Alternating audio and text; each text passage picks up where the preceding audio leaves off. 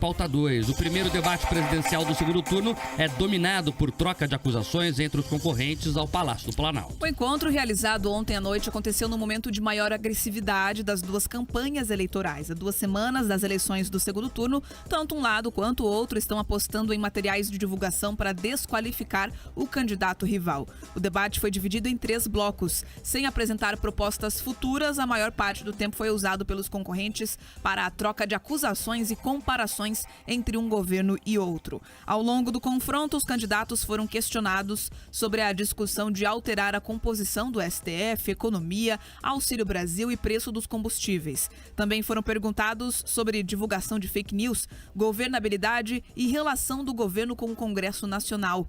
Um fato que chamou atenção foi a presença de Sérgio Moro no debate. O ex-juiz e senador eleito pela União Brasil no Paraná fez parte da comitiva do atual presidente. O debate teve quase 2 horas de duração e foi promovido pelas TVs Band e Cultura, pelo site UOL e pelo jornal Folha de São Paulo. A expectativa é de que ocorram pelo menos mais 3 debates até o dia 30 de outubro, dia da votação do segundo turno. Vamos lá, começar do começo, né? A repercussão do debate entre alguns jornalistas, né, colegas aqui de profissão e também de algumas pessoas ditas cultas foi aquela que eu já tinha adiantado aqui. Nossa, que absurdo, que baixaria.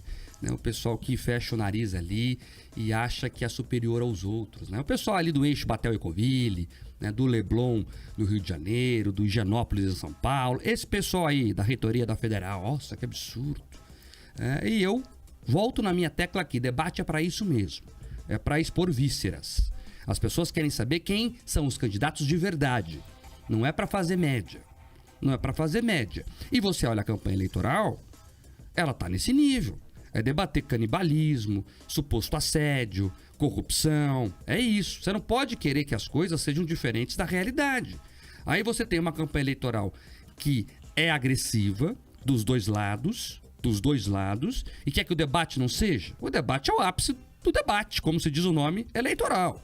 Então, o debate foi dentro do esperado, dentro da campanha aposta. Importante pontuar isso. Você não pode querer que algo seja cor-de-rosa se ele é vermelho, se ele é azul, se ele é outra cor. Então, não venham com essa. Esse debate, para mim, de ai que baixaria, não cola. A campanha eleitoral é isso e as pessoas esperam que o seu candidato leve o que ele vem fazendo durante a campanha. Ponto 2. Momento do debate alto foi a presença de Sérgio Moro, que desequilibrou as forças ali. Sérgio Moro claramente orientou Jair Bolsonaro, que foi melhor no debate. Jair Bolsonaro foi extremamente mais feliz no debate do que Lula. Quem está dizendo não sou eu. Quem está dizendo são jornalistas de esquerda. Quer um exemplo aqui, Pedroso? Entra no Twitter da Andréa Sadi. Vê o que ela falou lá. Entra no Twitter da Miriam Leitão. Vê o que ela falou aí. Veja a entrevista do Josias de Souza. Do Josias de Souza, do portal UOL, já trabalhou aqui na Jovem Pan, dizendo que o Lula estava perdido, né, que deixou o Bolsonaro falando 5 minutos ali no final do segundo para o terceiro bloco. Então, a avaliação são de jornalistas com forte viés editorial de esquerda. A minha opinião só equivale a deles também. Eu também concordo que o Lula estava nervoso, se perdeu no controle do tempo várias vezes, não respondeu bem a questões de corrupção, que foi a função do Sérgio Moro lá, inclusive. A função do Sérgio Moro no debate foi a seguinte, foi constranger Lula. Lula teria que falar sobre corrupção pro homem que prendeu ele. E não conseguiu. Lula não conseguiu responder sobre corrupção. O Lula também não conseguiu se desvencilhar. E aí que eu quero chamar a sua atenção sobre o apoio a ditadores. A pergunta, inclusive, do Jesus de Souza foi essa. A relação dele com o Daniel Ortega lá na Nicarágua. Função, inclusive, que levou aí o STF a censurar veículos de comunicação. Não se pode mais dizer que o Lula é amigo do Daniel Ortega. Escapou aqui, gente, foi sem querer, tá? Alô, TSE, não vai censurar a Jovem Pan, não, porque eu falei sem querer.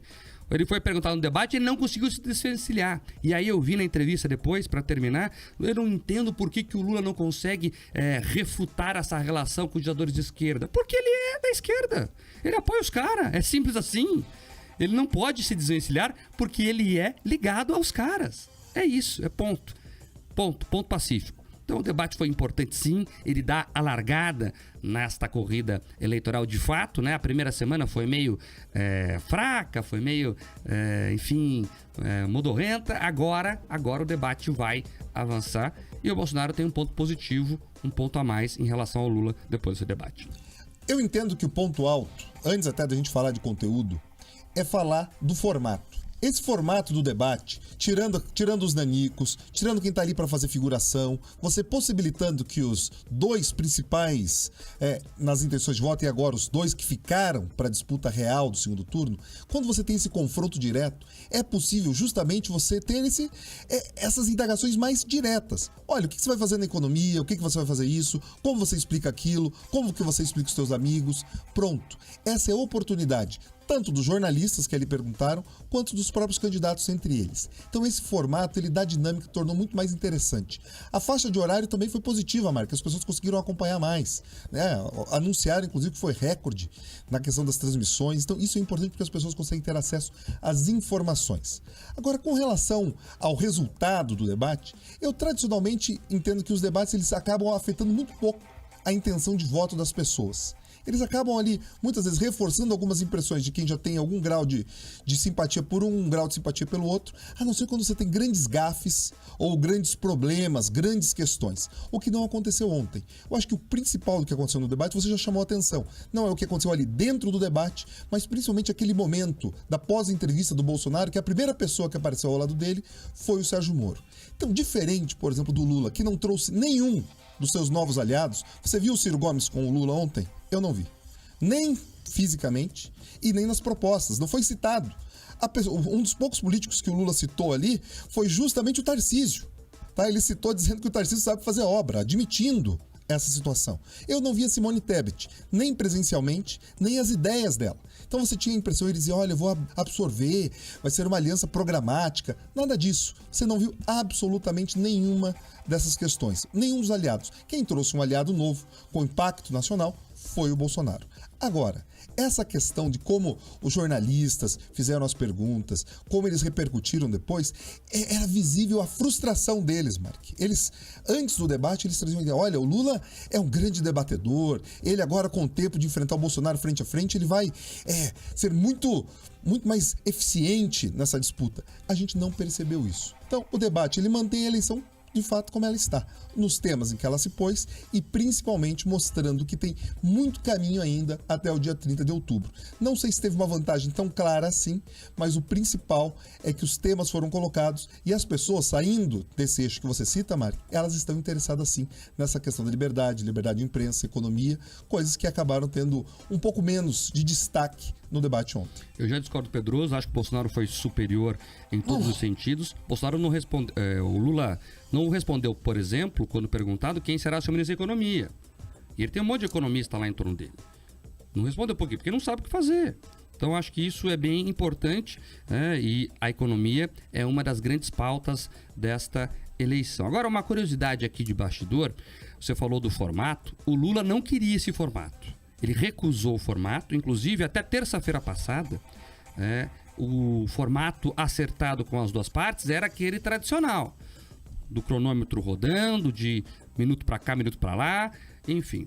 Depois que a Bandeirantes fez o debate para o governo de São Paulo, na semana passada, com os governadores lá, o Tarcísio e o Haddad, foi que a campanha do Lula começou a se abrir para discutir esse formato. O Bolsonaro topou desde sempre, desde a primeira hora. Agora, o Lula foi resistente ao formato apresentado, né? Só aceitou no 45 do segundo tempo, justamente porque a campanha dele tinha medo de como é que seria o desempenho dele. E o medo da campanha de Lula se tornou muito visível, os motivos dele, porque o Lula não foi bem no debate. Quando, né, ele tem que falar mesmo e expor o que pensa, ele não consegue, não vai bem. Então, o Lula não queria esse formato, acabou aceitando, mas que bom que aceitou, porque o debate foi feliz mesmo, esse debate, esse formato que é americano, né? Eles copiaram os Estados Unidos. Nos Estados Unidos funciona assim, o banco de tempo.